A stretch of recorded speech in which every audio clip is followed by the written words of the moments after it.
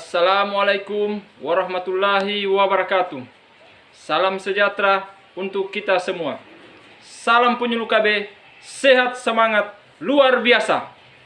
Saya penyuluh KB Kecamatan Togean, Kabupaten Tojo Una-Una, mengajak kepada pasangan usia subur, khususnya yang ada di wilayah Kecamatan Togean, untuk menjadi bagian dari kesertaan ber-KB dalam rangka merencanakan kehidupan keluarga yang lebih baik.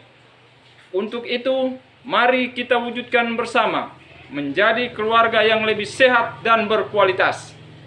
Kalau kita bicara soal kontrasepsi, yang ada di pikiran Mampaps pasti kondom, kalau enggak pil KB. Padahal, banyak banget jenis alat kontrasepsi lain dengan berbagai keuntungannya. Ketika memutuskan untuk menggunakan alat kontrasepsi, Mampaps harus memikirkannya baik-baik, entah tentang cara penggunaannya, manfaatnya, efek samping, dan mungkin tentang berapa lama Mams dan Paps akan memakainya. Yang pertama, ada kondom. Kondom dapat mencegah kehamilan dengan menghalangi masuknya sperma ke dalam tubuh wanita. Kondom ini terbukti akurat hingga 98% loh jika penggunaannya tepat. Selain itu, kondom juga mampu melindungi diri dari IMS atau infeksi menular seksual. Sebenarnya, ada dua jenis kondom, Mams. Ada kondom untuk pria dan ada kondom untuk wanita. Untuk kondom pria, cara memakaikannya cukup dibalutkan ke penis saat sudah ereksi. Sedangkan, kondom untuk wanita caranya ditempatkan ke dalam vagina. Tetapi, di pasaran kondom untuk pria lebih banyak ditemui daripada kondom wanita.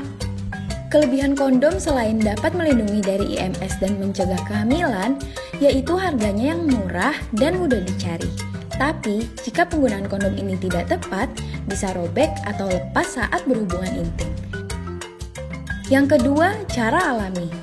Cara alami ini maksudnya adalah Mampaps menghindari berhubungan seksual saat dalam masa subur. Nah, untuk cara mendeteksi masa subur gampang banget kok. Bisa dideteksi dari perhitungan kalender, perubahan vagina dan cairannya, serta memeriksa suhu alami. Cara alami ini gratis dan tidak perlu obat ataupun alat apapun, Mams. Tapi perlu diketahui bahwa cara alami ini sangat tidak akurat karena salah sedikit saja bisa jadi Mams akan menghalangi kehamilan. Selain itu, ada juga cara alami yang disebut dengan senggama terputus, di mana saat akan berejakulasi, penis akan ditarik keluar sehingga cairan sperma akan keluar jauh dari vagina. Sayangnya, kontrasepsi jenis ini sangat beresiko karena tepat waktu dalam menarik penis dari vagina sebelum ejakulasi bukanlah hal yang mudah. Yang ketiga, pil KB. Pil KB ini adalah kontrasepsi hormonal ya, Mams. Menurut WHO, pil KB ada dua jenis, Mams. Ada yang kombinasi atau COCS, dengan ada progestin only atau POPS. Untuk pil KB kombinasi mengandung hormon estrogen dan progestin.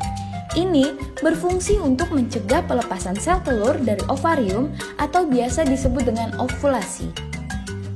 Untuk yang pil KB progestin only, sesuai dengan namanya, hanya terdapat hormon progestin yang berfungsi untuk mengentalkan lendir serviks yang dapat menghalangi sperma dan sel telur bertemu. Selain itu, pil KB ini sangat efektif mencegah kehamilan dengan tingkat kegagalan yang rendah. Pil KB juga dapat melancarkan atau menghentikan haid dan mengurangi kram perut. Karena pil KB ini adalah alat kontrasepsi hormonal, sehingga dapat menimbulkan efek samping berupa jerawat dan perubahan hormon setelah memakainya.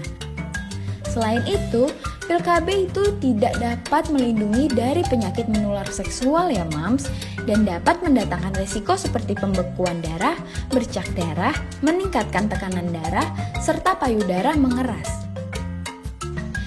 Tapi, ada juga beberapa wanita yang tidak boleh mengkonsumsi pil KB ini seperti yang memiliki riwayat penyumbatan pembuluh darah, penyakit jantung, gangguan hati, kanker payudara atau rahim, migrain, hingga tekanan darah tinggi. Yang keempat, suntik KB. Suntik KB ini lebih efektif daripada pil KB loh, Mams. Jika digunakan dengan benar, tingkat kegagalannya juga akan sangat rendah, sekitar 1% aja loh. Suntik KB ini tidak boleh digunakan oleh wanita yang punya memiliki riwayat migrain, diabetes, sirosis hati, maupun stroke, dan serangan jantung, Mams. Yang kelima, implan. Kontrasepsi implan dilakukan dengan menempatkan batang kecil seukuran korek api ke bawah kulit di lengan atasnya mama. Implan ini kemudian akan melepaskan hormon progesteron yang bekerja menghentikan ovarium untuk melepaskan sel telur dan mengentalkan lendir serviks sehingga menyulitkan sperma untuk memasuki rahim. Yang keenam ada IUD. IUD termasuk kontrasepsi yang paling banyak dipakai oleh wanita di Indonesia loh, Mams. IUD ini bentuknya menyerupai huruf T yang penggunaannya dimasukkan ke dalam rahim, dan alat kontrasepsi ini dapat digunakan selama 3-10 tahun tergantung jenis IUD yang dipilih. Ngomong-ngomong, jenis IUD ada 2 loh, ada IUD tembaga dan IUD hormonal. Fungsi dari IUD hormonal ini adalah untuk mencegah sperma membuahi sel telur. Sedangkan IUD tembaga dapat merusak sperma sehingga tidak bertemu dengan sel telur. Yang ketujuh, tubektomi. Tubektomi adalah salah satu bentuk kontrasepsi dengan cara memotong tuba falopi. Ketika tuba falopi dipotong, maka sel telur tidak dapat masuk ke dalam rahim dan sperma pun tidak bisa membuahi sel telur. Tubektomi ini biasanya ditujukan untuk pasangan usia subur yang sudah tidak ingin punya anak lagi dan bersifat permanen ya, Mams. Yang kedelapan, vasektomi. Vasektomi adalah kontrasepsi yang dilakukan oleh laki-laki dengan cara sterilisasi. Vasektomi ini bekerja dengan cara memblokir atau memotong vas deferens tabung yang membawa sperma dari testis. Kontrasepsi ini bersifat permanen ya, Mampaps, tapi perlu dilakukan evaluasi setelah 3 bulan pelaksanaan. Vasektomi tidak mempengaruhi kinerja seksual pria ya, Mampaps.